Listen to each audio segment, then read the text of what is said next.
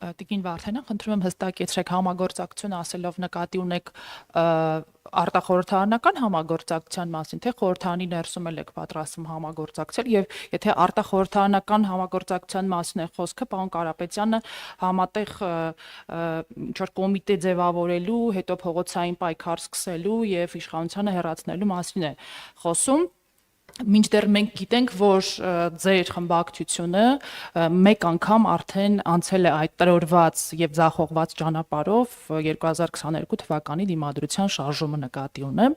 Սա առաջին հարց եւ երկրորդը Տիկին Վարդանյան, ձեզ համար այս պահին հստակ է, թե ինչու ձեզ չհաջողվեց երկրորդ փորձից վերցնել իշխանությունը 21 թվականին Նիկոլ Փաշինյանի հեռացման ժամացույցն եք միացրել հետհաշվարկի, չհաջողվեց, մինչև քոք մաշացնել եւ այլն կրել 26-ին էլ չհաջողվեց, ինչն է պատճառը, վատ լիդեր է առաջնորդում Հայաստան դաշինքը, լիդերի խնդիր է, գուցե դաշնակցությունը առաջնորդ էր Հայաստան դաշինքը, որպեսզի հաջողություն ունենակի վերջը 136 տարեկան կուսակցություն եք հաստատ մի արժանի լիդեր կգտնվեր ձեր շարքերում, շնորհակալություն։ Մինչև վստահ մի քանի արժանի լիդերներ կան, եկեք սկսենք առաջին հարցից, ինչ վերաբերում է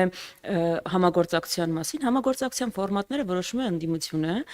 ոչ մենք չենք պատկերացնում սահմանափակ համագործակցություն, բաց ենք, պատրաստ ենք համագործակցության համար բոլոր այն ուժերի հետ, ում գնահատականները համընկնում են եւ ում նպատակը փոփոխությունն է։ Այդտեղ որևէ սահմանափակումներ չկան, թույլ տվեք նաեւ իշխող ուժի падգամավորի հարցին, որ այսպես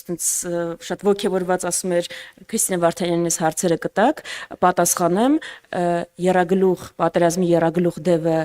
Նիկոլ Փաշինյանը, Ալիևը, Էրդողանն է, մենք պատերազմի այդ երագլուխ դևի հետ համագործակցություն չենք պատկերացնում, մենք պատկերացնում ենք պայքար իրենց դեմ ու առաջինը այդ դևի ամենախամաճիկ, ամենակախված գլխի դեմ պայքարն է։ Այս բառապաշարը, որը դուք օգտագործում եք, լավագույնս ցույց է տալիս ձեր վախերը, չէ, իշխող ուժին եմ ասում, ձեզ էր նայում ասում հարց կտակ, լավագույնս ցույց է տալիս ձեր վախերը ու այս ընտրություններից հետո ի՞նչ է կատարվել ձեր հետ։ Հաղթանակ եք տոնել, խի հաղթանակ, ինչի հաղթանակը չեք տոնում։ Ինչի եք սենց ավելի ագրեսիվ, ինչի եք ավելի հիստերիկ, ինչի եք ավելի գրեհիկ, անգամ երբ մենակ եք։ Կարող է ինչ-որ բան ապատահել, կարող է խոստացել եք սահմանադրական մեծամասնություն եւ չեք կարողացել ստանալ, հիմա չգիտեք ոնց արդարանալ։ Հիմա հարցնում եք քանի անգամ պիտի փորձեք, այսինքն հարցերի համակցությունը մի քանի անգամ փորձել եք, չի ստացվել, պիտի փորձենք այնքան մինչև ստացվի։ Իսկ Նիկոլ Փաշինյանը մինչև 2018 թվականը քանի անգամ էր փորձել։ Քանի ընտրության էր մասնակցել։ Քանի շարժում չէր հաջողել։ Այսինքն քանակ կա հայրենիք փրկելու փորձերի համար։ Պիտի փորձենք այնքան մինչև հաջողի։ Ինչու չի հաջողել։ Որովհետև Հայաստանում տերոր է։ Մտքի խղճի, ազատությունների բոլոր տեսակ, այնպիսի խախտումներ են հայտնաբերվել։ Ես հիմա Գայթակղությանը իհարկե չեմ տրվի ասելու, սահմանադրական դատարանում կքննվի դա, բայց որ աննախադեպ են անգամ Հայաստանի պատմության, որը ունեցել է այո վատ ընտրություններ, ունեցել է ընտրախախտումներ, անցել է 90-ականների շրջանը։ Ի վերջո ուղիղ եթերում Հայաստանի Հանրապետությունում երբեք մի ամբողջ ուժի ձայներ չեն գողացվել ու մի ուժ ոչ թե ժողովրդի այլ կայի քվեարկությամբ դուրս չի թողնվել խորհրդարանից։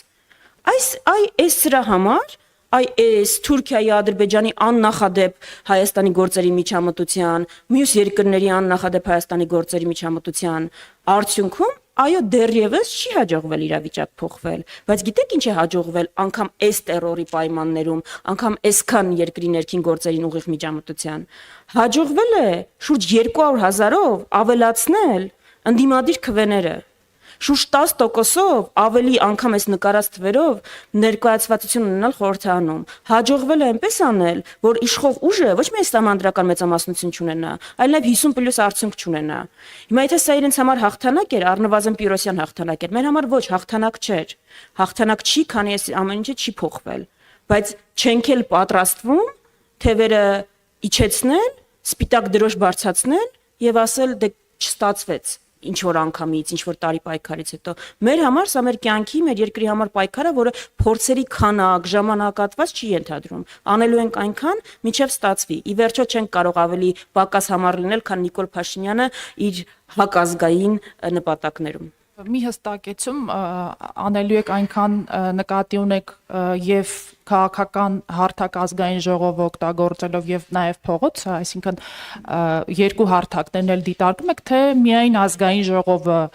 որովհետեւ դիմադրության շարժման ձախողումից հետո դուք վերադարձաք խորհրդարան, դադարեցրիք բոյկոտը եւ խորհրդարանական մակարդակում եք պայքարում եւ մի բան էլ Տիկին Վարդանյանն ասում եք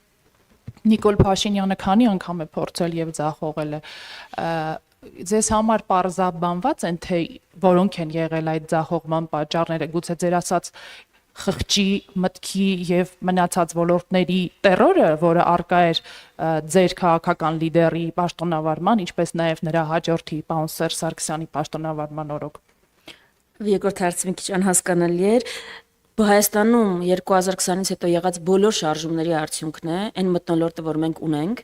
ֆրանսիական դիմադրությունը չհաջողեց ազատագրել Ֆրանսիան օկուպացիայից, բայց ֆրանսիական դիմադրության շնորհիվ է, որ այսօր Ֆրանսիան նայում է ամբողջ աշխարհին եւ ասում է, որ ինքը ֆաշիստական պետություն չի եղել, իր հասարակությունը հաշ չի եղել ֆաշիզմի հետ եւ ինքը պայքարել է դրա դեմ։ Ճիշտ այնպես ինչպես ֆրանսիական դիմադրությունը, այնպես էլ հայկական դիմադրությունը եւ Նիկոլ Փաշինյանի իշխանության օրոք եղած բոլոր շարժումները հետագայում դառնալու են մեր արժանապատվության կետերը, որով Հայաստանը ասելու է, որ հաշ չի եղել այս ամեն ինչի հետ, ու հասարակությունը հաշ չի եղել։ Դրանք կաթիլներ են այն ծովում,